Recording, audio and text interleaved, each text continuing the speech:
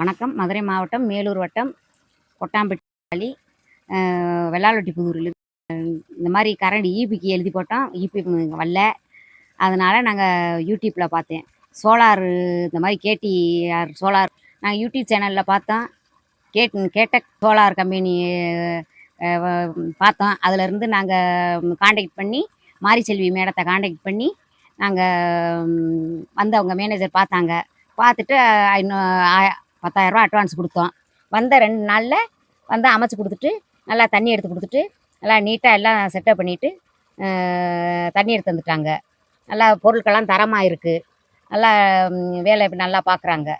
எல்லாம் நாங்கள் வந்து கடலை, தென்னை, மா எல்லாம் விவசாயம் பண்ணுறோம். எல்லா விவசாயத்துக்கும் இது யூஸ் ஆகுது தண்ணி.